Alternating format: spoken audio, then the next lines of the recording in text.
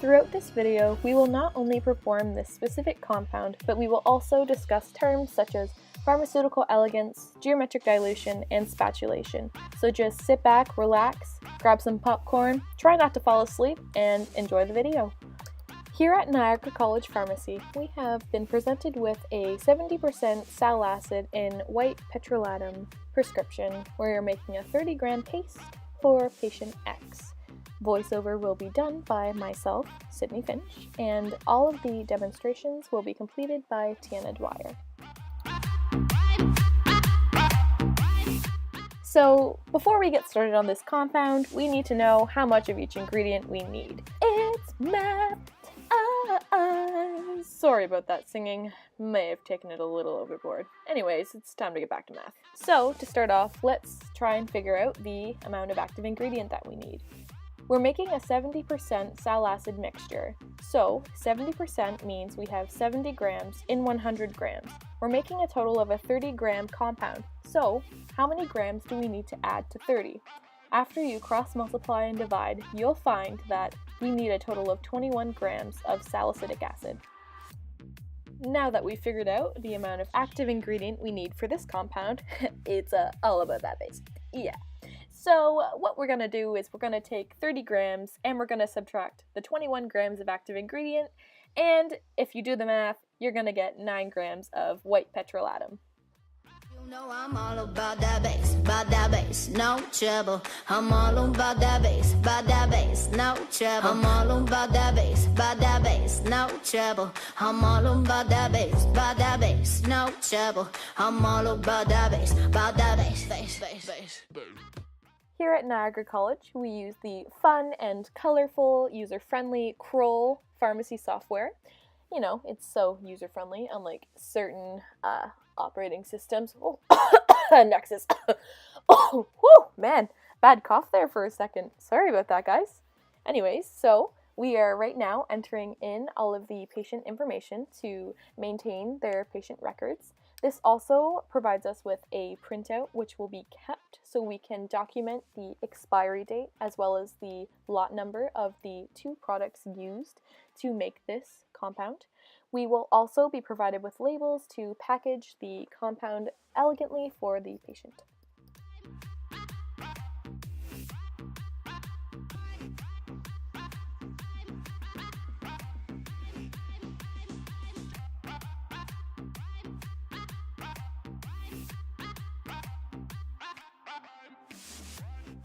Here at Niagara College Pharmacy, we take our compounding very, very seriously. We ensure that we protect not only ourselves, but also the well-being of our patients by ensuring that we wear our personal protective equipment, also called PPE. Here you will see a demonstration on how to appropriately apply such protective equipment.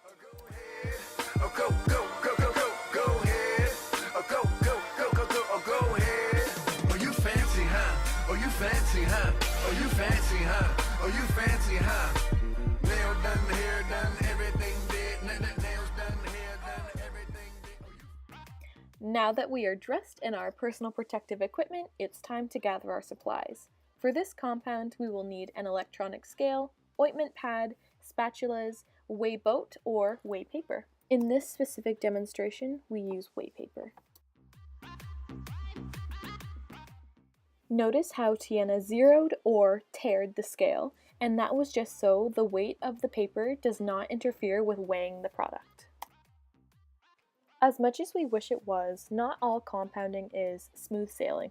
I mean, unless you're as fly as I am, in which case it would be, but that's not the case.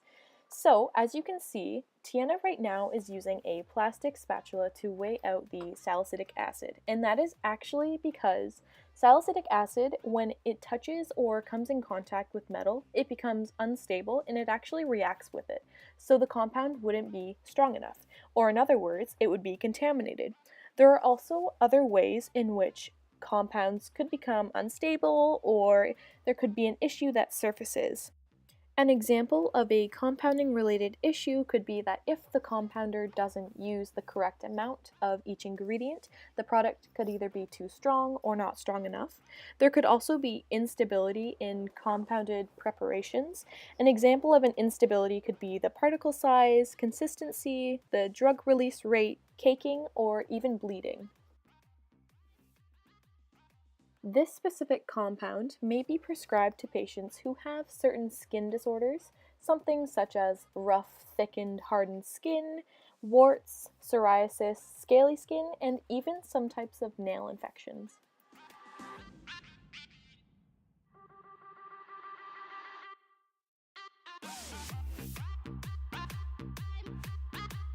Does anybody remember what that's called? We'll keep going. I'm not going to tell you, but you should know. Throwback to that creepy voice in compounding in term 2. But to answer the question, for those of you who may have forgotten or just had no idea what was going on, that is called geometric dilution.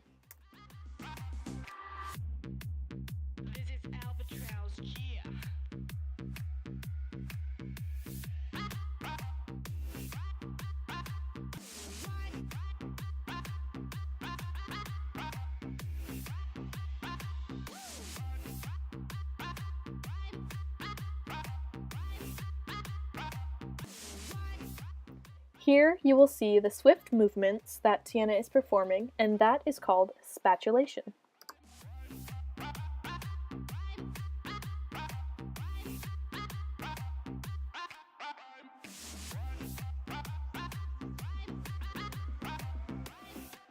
At this point in the video, you may be asking yourself, why is this important?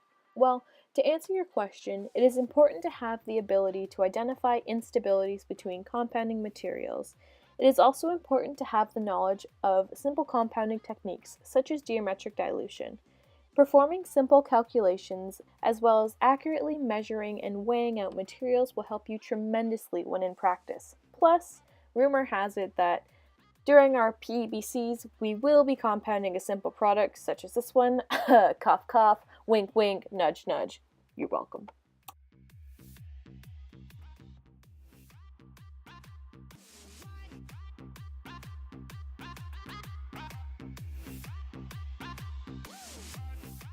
Are you bored yet?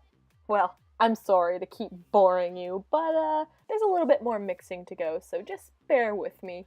As you can tell, with mixtures such as this one, when you're incorporating such a large amount of powder into such a small amount of ointment, it can be a little tedious and time-consuming. But once it's done, you'll have one happy customer.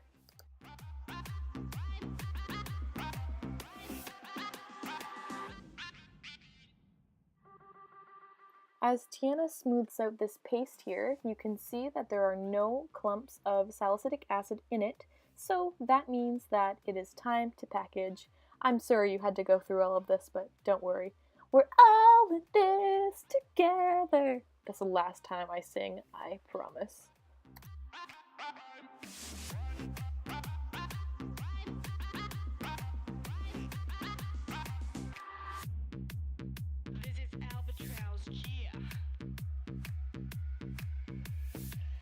So you've probably noticed Tiana banging the bottom of the ointment pot onto the desktop, and the reason for that is because when she does that, all of the paste is forced to go to the bottom of the pot. So all of the air bubbles or pockets of air that are in there essentially disappear, which makes it easier and more convenient for us to package.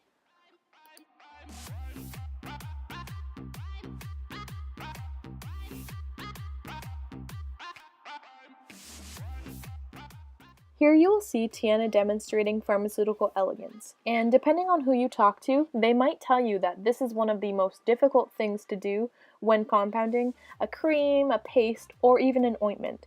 And that is because you need to make the product presentable to the patients. This is done by adding that signature swirl on top, making sure there's no cream in the lid or on the brim of the ointment pot, and Tiana does this very effectively here.